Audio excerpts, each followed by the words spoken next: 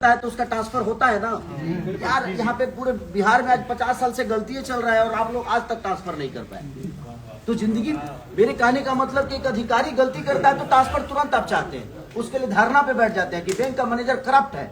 लेकिन देश के हमारे नेता इतने सारे करप्ट चीजें कर रहे हैं लेकिन कोई धरना पे नहीं बैठ रहा है। तो हमें जागना जरूरी है, चाहे वो किसी भी चीज के लिए, चाहे वो संगीत हो या विधा, किसी भी चीज के, तो हमें जागना बहुत जरूरी है। अगर हम जाग गए ना तो मुझे लगता है कि ये दुनिया जाग जाएगी। और आज आप जागेंगे ना तो आपका बेटा हमेशा एक अलग जगह पे होगा। आप अपने बेटे को कहीं दूसरे जगह पढ़ने के लिए thank you so much, thank you so much, thank you so much. राजनीति में बदलाव होना चाहिए।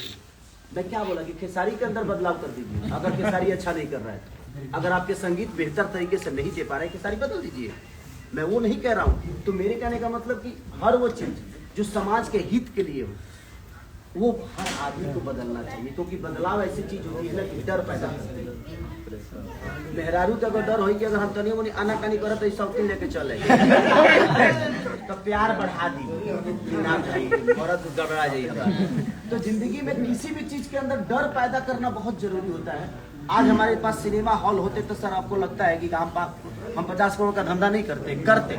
हमारे पास बेचने का साधन नहीं है तो हम क्या करें, हम मजबूर हैं। और सरकार को कोई ध्यान नहीं है कि भाई सिनेमा हॉल भी एक रोजगार है।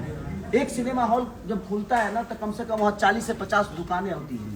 और 40 से 50 दुकानों का घर सोच लीजिए, अगर कोई दुकान चला रहा है तो उसके घर में 5 लोग होंगे। भोजपुरी का कोई प्रतिनिधि मंडल तो सरकार से आज तक नहीं मिला। सर फिल्म की बात करते हैं, फिल्म को लेकर कैसे है ये सारे? मेरा दर्द जो है मैं आपसे बयान कि मैं दर्द में हूँ।